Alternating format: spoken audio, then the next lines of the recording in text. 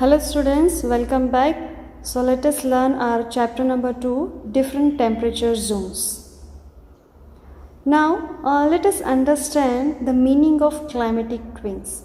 Definitely you will think that twins and that is also basis on climate. How it can be possible? I'll show you. Now can you see Canada over here and Russia over here? They both are called climatic twins. What is the reason? Because they both lies in this same lines, if you notice. Another way, Mexico over here and India over here. So they both are also called climatic twins. Reason? They both are also lies in these two lines. So that's why they are called climatic twins. Now in a previous lesson chapter we have learned major latitudes: equator, Tropic of Cancer, Arctic Circle, Tropic of Capricorn, Antarctic Circle, North Pole and South Pole. Now basis on these major latitudes, our Earth divided into 3 temperature zones. Let us learn about that temperature zones. Here you can see torrid zone, temperate zone and frigid zone. Now let us learn in a detail. First of all, we will learn about torrid zone. So if you will notice this figure, just see this equator line. Yes, this equator line. Equator line receives direct sun rays most directly. So definitely these area will be very hot and humid. Yes. So this area is called torrid zone. Now the tropics or tropical climate.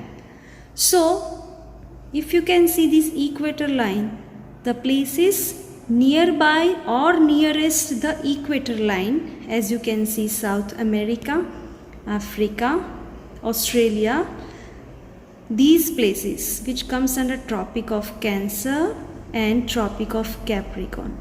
So these area does lie into 2 tropics, right? Tropic of Cancer and Tropic of Capricorn. So that is the reason it's called the tropics. Next one is interesting fact about this tropical climate. What is that? If you will notice this equator line over here, few places they are nearby the equator line, right? Like Ecuador, Congo, Africa, South America, right? They are getting hot and humid climate, right? High heat and high rainfall. So that is the reason it is called that some of the hottest countries are wettest too. So this was torrid zone. Now let us learn about temperate zone. So as you can see, Tropic of Capricorn till Tropic of Cancer, this highlighted area is called torrid zone. Then what about temperate zone? So from Tropic of Cancer to Arctic Circle in a northern hemisphere and Tropic of Capricorn to Antarctic Circle in a southern hemisphere. Now these areas in a southern hemisphere and northern hemisphere are called temperate or moderate zone. Now what it has moderate climate? Why it has moderate climate? So if you will notice this equator, as we have seen in a previous figure, that nearby the equator sunstrokes are mostly directly, right? So this area is torrid zone and climate will be hot and humid. But if you will move far away from the equator like this way, so can you see these sunstrokes are little bit slanted in the position?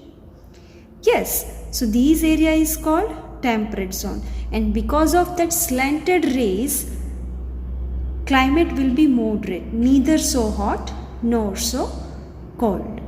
Another thing about temperate zone is temperate zone will face all the 4 seasons.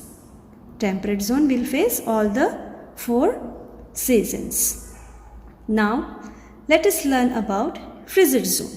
So definitely from Arctic Circle to North Pole and Antarctic Circle to the South Pole. These area is called frigid zone. Now beside figure, if you will notice, equator, this is the equator, it receives direct sun rays, but if you are moving far away from the equator, sunstrokes are slanted, and nearby the North Pole and South Pole, sun rays are not able to reach early, or almost sun rays are not able to reach over there throughout the year. So definitely these both the areas will face very cold climate. So that is the reason it's called frigid zone, or else we can call it polar zone. Which zone, students? Polar zone.